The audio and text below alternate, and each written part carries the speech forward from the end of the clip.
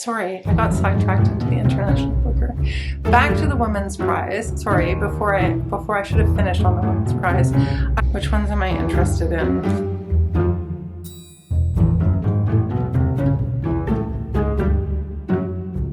Hi everyone, it's me, Jess. Welcome back to the channel and to another video. I'm hoping this one will be brief. I just want to talk about the books that I want to read for March. And man, there are so many books to choose from. There's so much happening, and I am a little overwhelmed with the possible options, but I think I've narrowed down a TBR pile, which I'm going to talk through. Before I get to it, I just wanted to make the announcement that coming up on my channel, we are going to be reading Praiseworthy by Alexis Wright. I'm really excited about this. I first heard about Praiseworthy in the lead up to the Booker, and a lot of people were talking about it possibly being listed on various different channels around BookTube, and I had not heard of it before then. It's quite a chunky book, so as always with the big chunky books, I really prefer to read those with a group of people. For those of you who don't know how this works, very briefly, I link my Voxer contact below. You send me a message and I add you to the Voxer group for the read along. My plan is to start this one the second week of April, so there's plenty of time to get involved. I will be making a separate announcement video about it as well and talking a little bit more about the book. So I just wanted to give you a heads up about that before I get into my March TBR. We are about 2/3 of the way through the books of Jacob, and it has been a really fantastic reading experience. Really enjoying it, really enjoying the group that I have going there. And yeah, I would encourage you to get involved if you're interested for the next one. Now, another thing that I often do, if you're new to my channel, is that every year at the end of the year, I wrap a bunch of books from the year that I had on TBRs that I didn't get to. And then throughout the following year, I unwrap a book for my TBR. And I've decided to start today's video with unwrapping a book from my wrapped TBR. You can check out that video. It's in the description box below. So I just pulled from I randomly pulled the book off the shelf. I think I know what it is because I can kind of see through the cover. See if you can tell what this is from the cover. And I'm actually quite excited about it because I feel like it's International Women's History Month is the official title. Yesterday was International Women's Day. And so the book is The School for Good Mothers by Jessamine Chan. This is dystopian. I wanted to read this a couple years ago for the Asian Readathon and never got around to it. And it's a dystopian book that I think there's a big brother element to it where a mother is under surveillance, or there's surveillance of mothers, and something happens to her in terms of how she is parenting her child. And I think, well, the title, The School for Good Mothers, I think she has to go and be trained potentially to be a good mother. That's really all I know about it, but I think the cover is incredible. And honestly, I was having a really difficult time finding a book to fit the prompt for Ben Reads Good's Readathon reading challenge, which for this month, the Ides of March, is to find a book with 15 letters in the title, which is a really difficult thing to do, Ben. But here, I think it's possible we might have 15. Let's see. 1, 2, 3, 4, 5, 6, 7, 8, 9, 10. Oh, we're getting there. 11, 12, 13.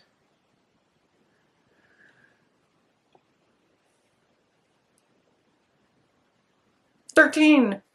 Is it the only 13? I think it's only 13. Okay, it's okay. I have a backup. Okay, so I think it's only 13, so it doesn't even satisfy the prompt. You don't know how many books I've looked at then to try to satisfy this prompt. Anyway, this is going to be scary, but a great escape.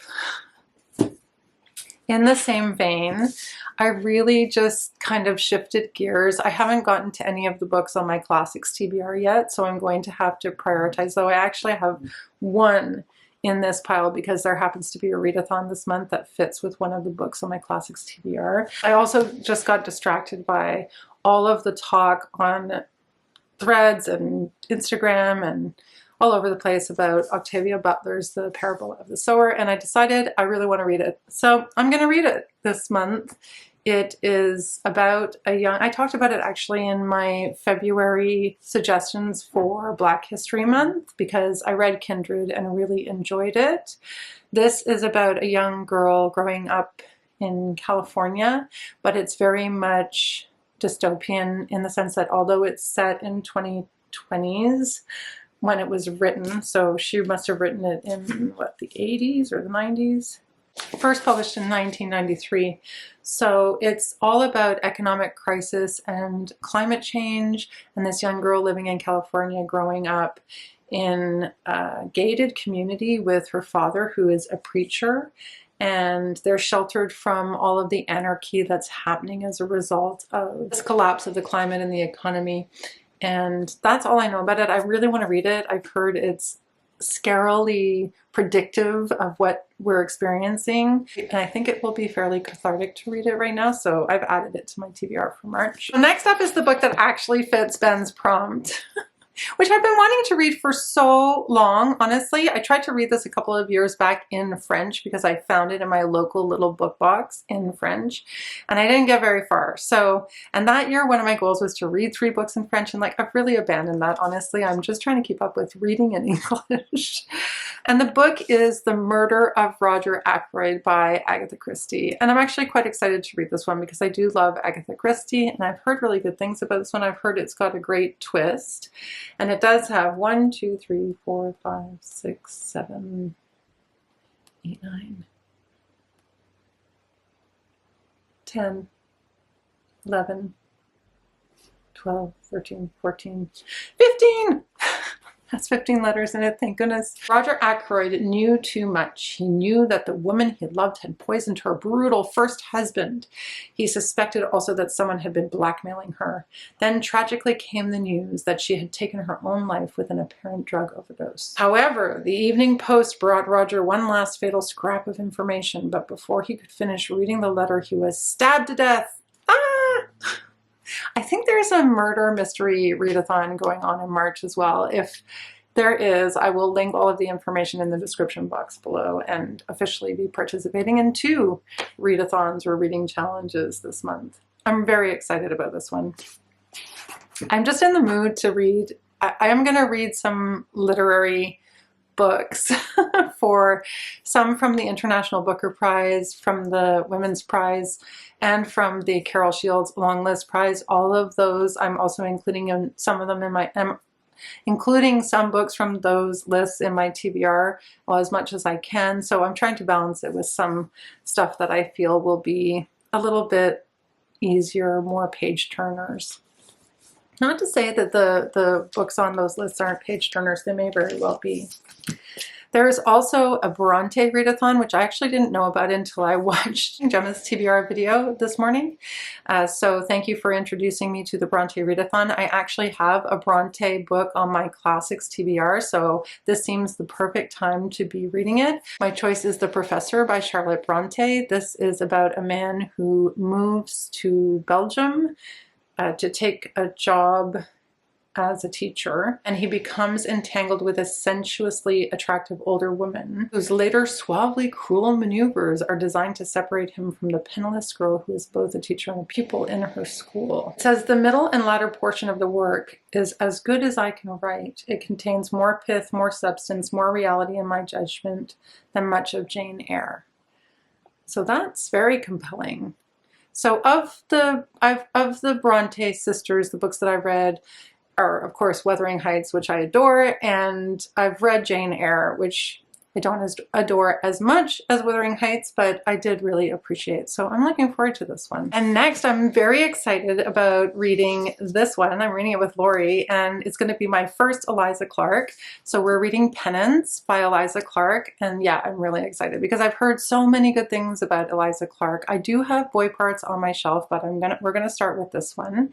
This is about the murder of a young girl and the investigation into that murder, where a journalist does a bunch of research and actually interviews the murderers, which is a group, I think, of kids. There's a question about how much of the story is true, how much of it is falsified, and I've heard nothing but fantastic things about Eliza Clark. She's not just murdered, she's set on fire by 3 other schoolgirls. So drama. It's going to be intense, but very good, I hope. And then for my book club, my actual, like the book club that I'm a member of, we picked Gliff by Ali Smith. I went and picked this up in hardcover, something that I don't usually do. If you follow me on Instagram, you would have seen that in my stories.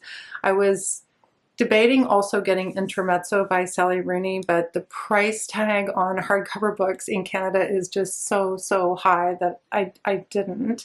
I am waiting for Intermezzo to come in from my library, so it might be something that I end up picking up this month. I'm not sure. I know there's an Irish readathon, so I am trying to get my hands on Intermezzo. Ali Smith's book is supposed to be kind of hopeful. Like, it's a dystopian book, but I get the impression that it's also quite hopeful, and I think that this is the first in a potential double novel, or like it's the prequel to another novel, maybe with the same characters.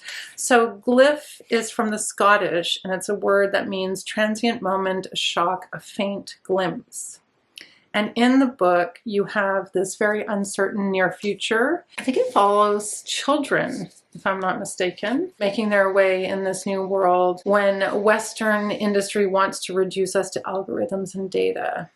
Smith shows us why our humanity, our individual complexities, matter more than ever. So I'm really looking forward to this. I think this is going to be great. I don't know why she wasn't listed, but that will bring me to the Women's Prize list and just a couple of comments that I managed to predict 3 books correctly for the Women's Prize long list. The 3 books that I predicted correctly were Nesting, which everybody was predicting, frankly, and I do want to read, but I can't for the life of me get my hands on. I'm hoping soon I'll be able to get it from the library.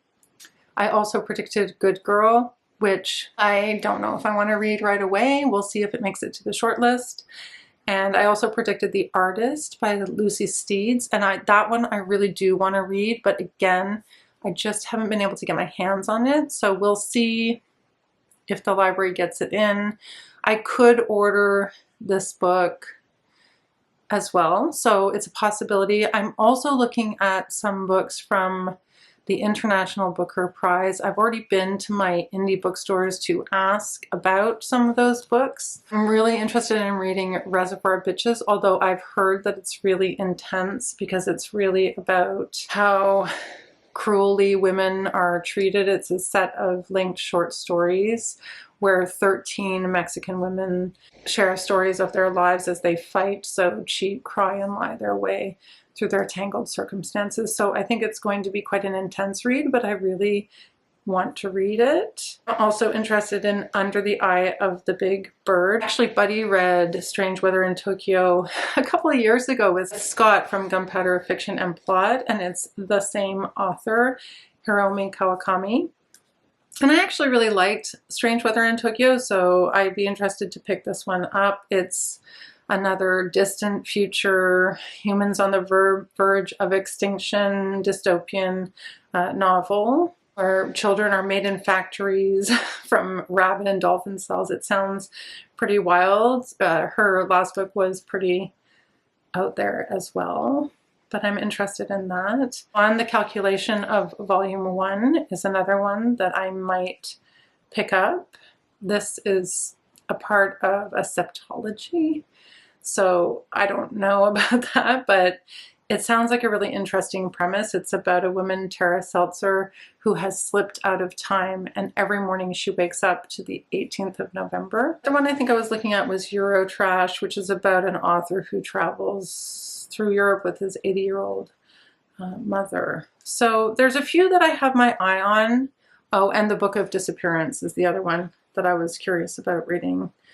Again, trying to get my hands on these books is a little tricky. But the premise of The Book of Disappearance by Ibtisam Azem, I hope I'm saying that right, is what if all the Palestinians in Israel simply disappeared in one day? What would happen next? How would Israelis react? So I think it's really exploring the Palestinian in question. I think it's probably a great read. I have someone actually in my group who was just talking, we were just talking about it this morning, who's reading it and enjoying it.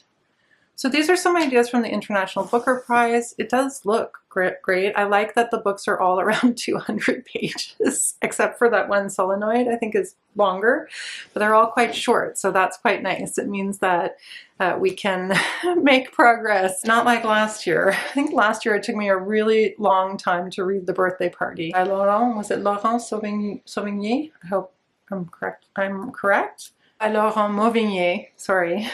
It was really good, but it was dense. It took a while to read. Sorry, I got sidetracked into the International Booker. Back to the Women's Prize. Sorry, before I should have finished on the Women's Prize. I would like to read A Little Trickery, but cannot get it yet. I'd really also like to read The Safekeep. I took it out a while back, started it, and had to return it to the library, so I have a hold on it again at my library. But one that I was able to get an ebook from my library is Crooked Seeds by Karen Jennings, which I've started reading already. It's quite short. It's less than 200 pages, and it's set in South Africa. So this one is dark. This is about Deirdre, who is living in Cape Town in South Africa, where there is a drought.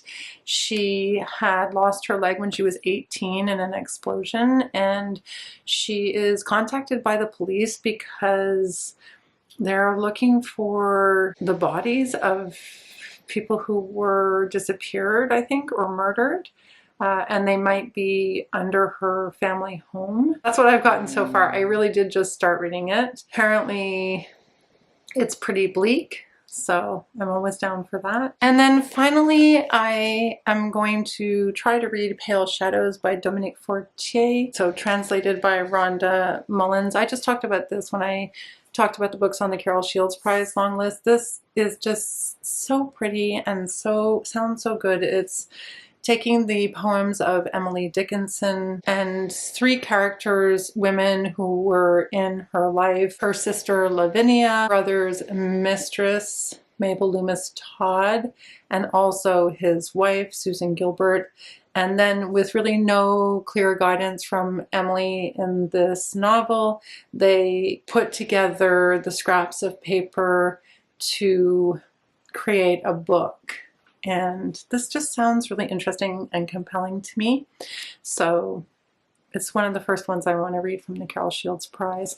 I am waiting for Code Noir to come in from my library. If it does come in from my library, I also might migrate towards it or something from the International Booker that I've just discussed. The other thing that I wanted to say is that because I'm off this week, my plan is to film a reading vlog.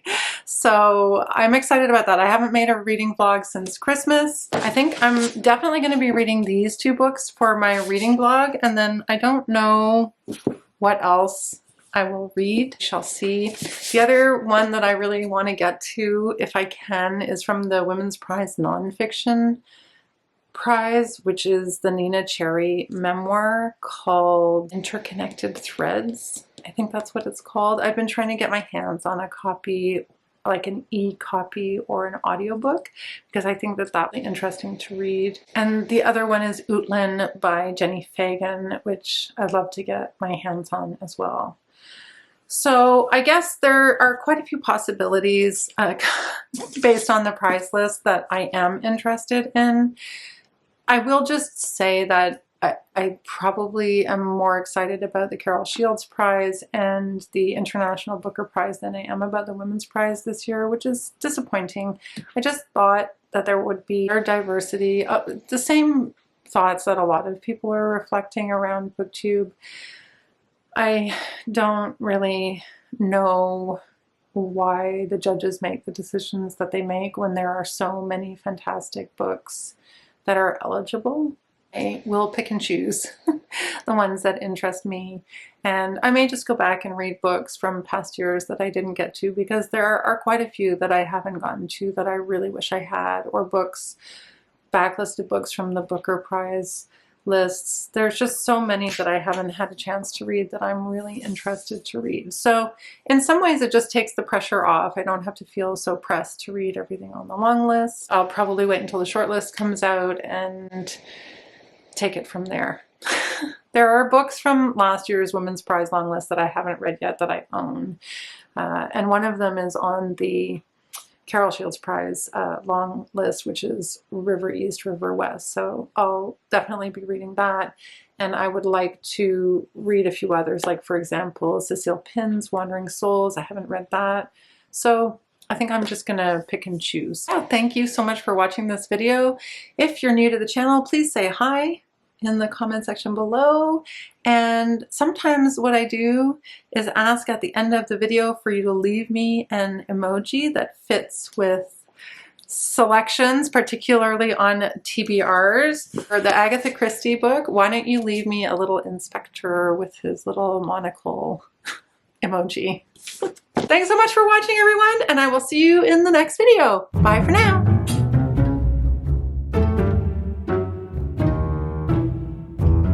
Booker not the Tokarczuk Prize.